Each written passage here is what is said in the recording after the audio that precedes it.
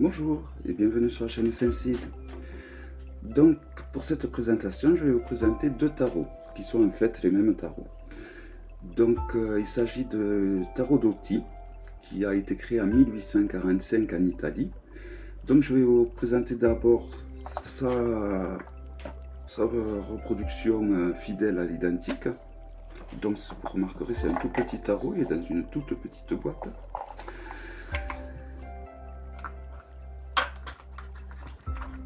Donc les cartes sont très pratiques car on peut du coup les amener un petit peu n'importe où, quoi. Donc je vais peut-être vous présenter surtout l'autre tarot car ils sont pratiquement pareils, quoi. Il y a juste les titres, un qui sont en italien et l'autre qui sont en français. Donc il s'affiche dans la lignée des tarots de Marseille. Donc je ne les ai pas triés dans l'ordre. Et comme je vous ai dit, je vais peut-être vous le montrer de façon très rapide. Donc on va commencer, vous voyez, le chariot. Donc les cartes sont plastifiées. Le dessin, le tarotage est parfait pour moi, toujours pareil. Il n'y a pas des gros dessins qui nous font partir à droite, à gauche, il est tout simple. L'épaisseur des cartes est quand même assez épaisse, donc c'est des cartes de très bonne qualité. L'étoile,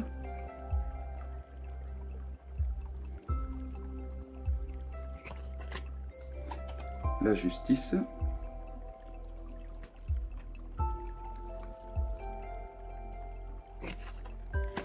donc ce tarot a été mon premier tarot avec lequel j'ai réussi à créer un lien. Ça a été mon premier vrai tarot avec lequel j'ai vraiment eu une accroche, avec lequel j'ai pris du plaisir à tirer les cartes, avec lequel mon intuition s'est un petit peu déclenchée. Bon, bien sûr, je m'excuse, il s'agissait de l'autre version, pas de celle-ci. Donc l'ermite, le diable. Voilà. Donc au niveau de la glisse, il glisse ma foi bien que le plastique a tendance à râper un petit peu. Donc là, je vais vous présenter les arcanes mineurs, pareil, vite fait. Voici le 2 de bâton.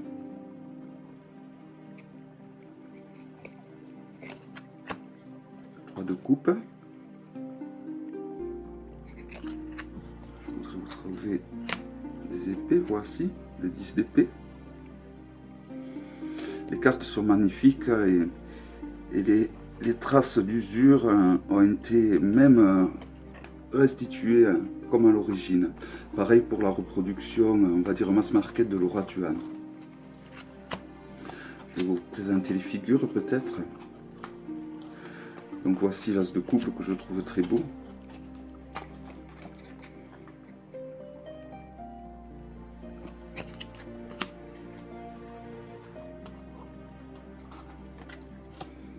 Le roi de denier. Vous voyez le plastique, on réfléchit beaucoup de... Le roi de coupe.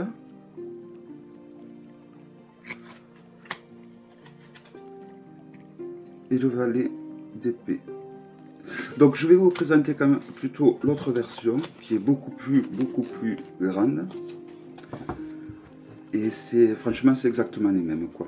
J'ai vraiment tout contrôlé, les dessins sont identiques, les détails sont identiques. Le seul truc qui change au final, c'est que c'est écrit en italien, quoi.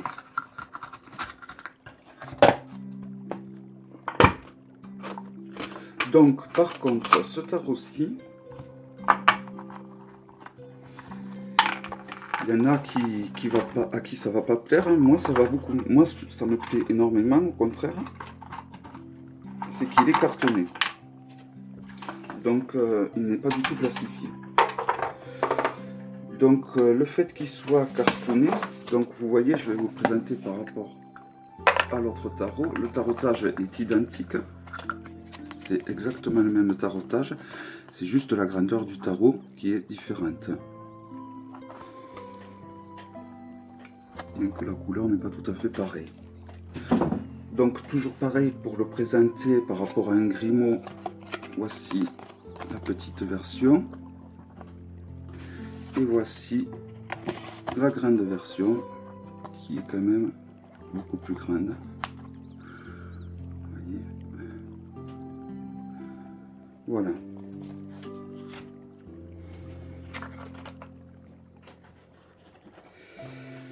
Donc l'épaisseur des cartes est ma foi très épaisse, mais c'est du carton, donc il n'y a pas du tout de plastique dessus. Mais à part la grandeur des cartes qui peut causer problème à certaines personnes pour le mélange, il suffit de les entretenir et de les talquer en fait, d'y mettre un peu de talc. Et ma foi, les cartes se mélangent bien quoi. Après moi je mélange les cartes en général comme ceci. C'est parti pour la présentation complète de ce tarot. Donc moi c'est un tarot que j'ai vraiment adoré. Comme je vous dis, jusqu'à ce que le destin mette sur ma route le Millennium Tarot. La Maison Dieu.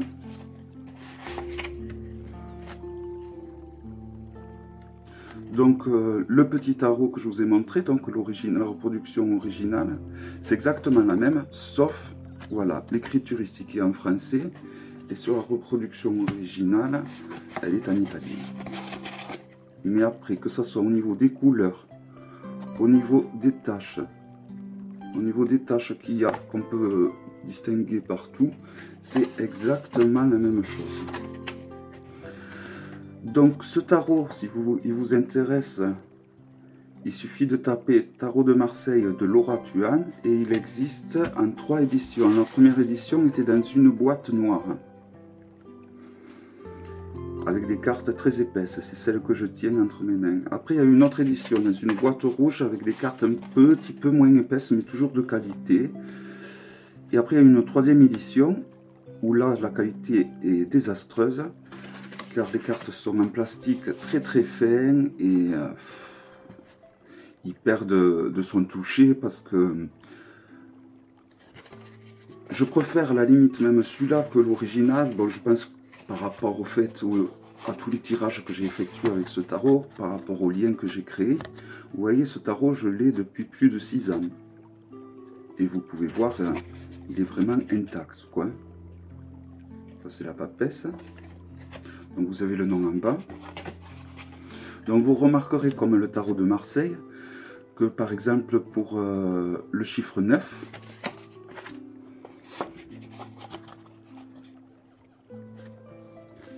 il est, si je ne me trompe, avec un V et 4 I devant.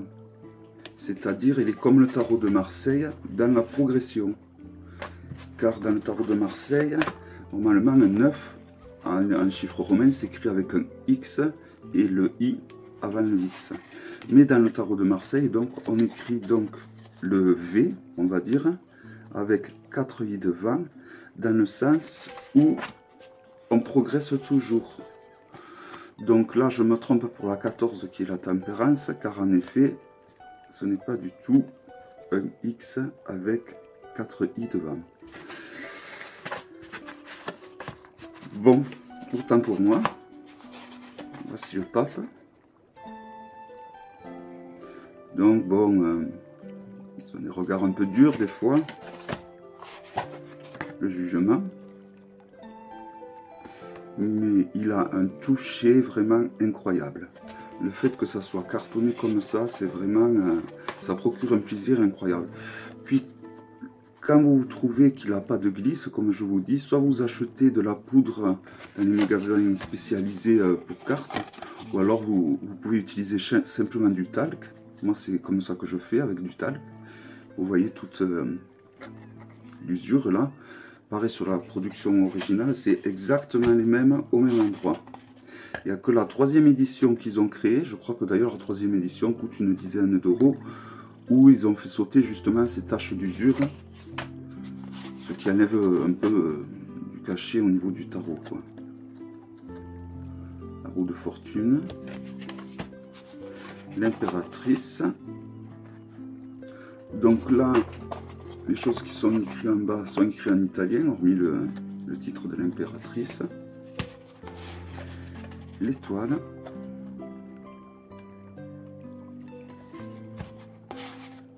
Le pendule.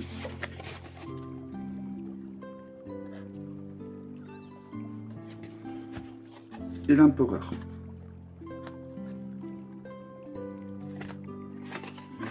Donc, vous remarquerez que l'empereur regarde l'impératrice comme dans de nombreux tarots de Marseille.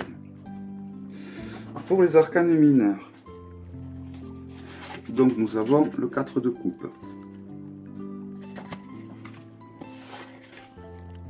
3 de bâton. 2 de bâton. Je fais assez vite. Hein. L'as de bâton. Ça faisait un moment que je n'avais plus touché ce tarot. Car depuis que j'ai le Millennium, j'utilise pratiquement plus que le Millennium. C'est très rare que j'utilise d'autres tarots. Mais j'avoue que le toucher de ce tarot, je l'avais un petit peu zappé. Et c'est vrai qu'il procure un... Enfin, moi j'adore. Hein. J'adore vraiment, il fait vraiment tarot ancien. Le fait qu'il ait un toucher cartonné comme ça. Et puis vous allez voir, à force d'y mettre du talc, les cartes vont vraiment glisser beaucoup. Donc déjà, non seulement c'est un plus pour la glisse des cartes, mais c'est également un plus pour la durée de vie des cartes. Parce que, je vous le dis, ce tarot, ça fait vraiment un moment que je l'ai. Et il a vraiment pas du tout bougé, quoi. Il est comme neuf. Et pourtant, je m'en suis vraiment servi un bon paquet de fois.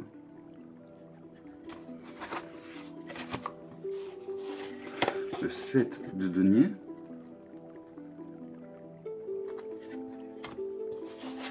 Le 6 de denier. Le 5 de denier.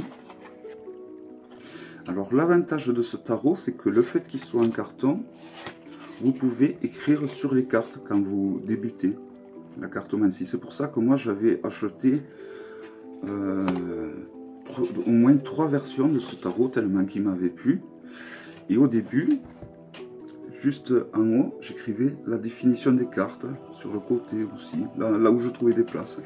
J'écrivais soit des mots-clés, soit des symboles, pour me rappeler ce que signifiaient les cartes, surtout pour les arcanes mineurs. Donc vous voyez, vous avez beaucoup de place là pour écrire, là.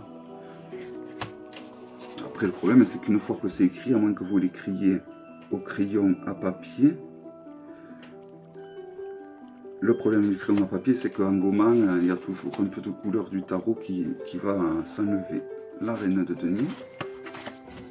Un peu de place, j'ai tendance à m'éparpiller.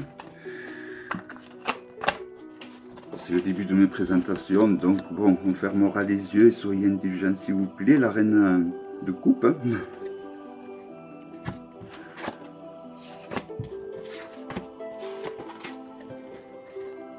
Le 9 de coupe.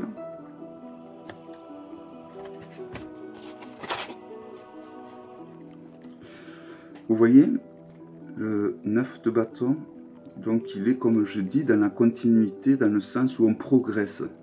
Il n'est pas écrit avec un X et un I devant. Bon, apparemment, c'est pas toutes les cartes. Hein. La reine de bâton.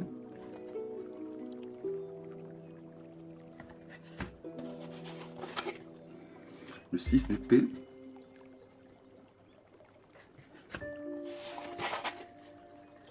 Le cavalier d'épée.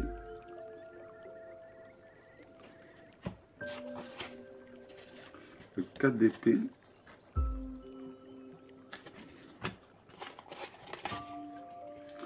Le 5 de bâton. Là, vous voyez, vous avez beaucoup de place pour écrire. Là. Comme le tarot de Béline. Le tarot de Béline, il y avait écrit dessus les significations. C'est l'avantage de ce tarot. Donc la matière permet d'écrire dessus. Donc vous pouvez aussi sur un tarot plastifié écrire dessus avec un marqueur, avec un crayon adapté pour écrire sur le plastique. peut-être essayer d'accélérer la cadence.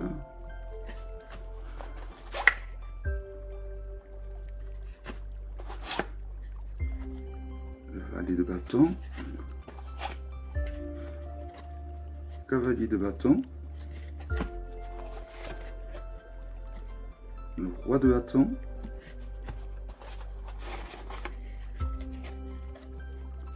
Le 2 de bâton.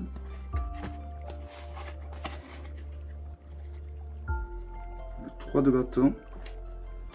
Vous voyez, il y a la bavure là du vert hein, sur l'épée du 3 du bâton. C'est exactement la même bavure sur la reproduction du petit tarot que j'ai. 4 d'épée. 5 d'épée. 7 d'épée.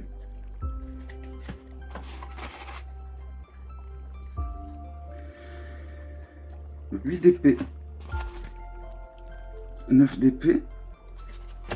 Donc sur le tarot de Marseille, je sais même plus si elles sont un chiffre romain sur les arcanes mineurs. Au niveau de la numérotation. Le valet d'épée. Donc on voit dans son regard un regard bien méchant, bien fourbe. On reconnaît là la mentalité du valet d'épée. L'as d'épée qui est magnifique. La reine d'épée. Le roi d'épée. L'as de coupe. Je voudrais vous montrer jamais de côté celle-là parce qu'il me semble. Je voudrais vous faire la comparaison de. Voilà, là il y a le roi d'épée qu'on a vu il n'y a pas longtemps. Voilà, vous allez voir. Vous voyez, c'est vraiment exactement les mêmes sur le tarot de Laura Tuan, dans le grand tarot. On dirait que les couleurs sont un peu plus flashy, mais alors je pense que c'est parce que sur le petit, ils y ont fait un revêtement de plastique. Parce que sinon, ça ne serait pas le cas. Elle serait tout aussi flashy. Vous voyez, c'est exactement le même. Et si je vous rapproche, donc vous voyez là, ici, il y a une espèce d'usure. Et si on regarde bien, on la retrouve également ici. Un plus petit, forcément. Donc c'est vraiment... Il n'y a que le nom des cartes qui est en français, en fait, au final. Le 2 de coupe. 3 de coupe. Le 5 de coupe. Le 6 de coupe. 7 de coupe. 8 de coupe. 10 de coupe.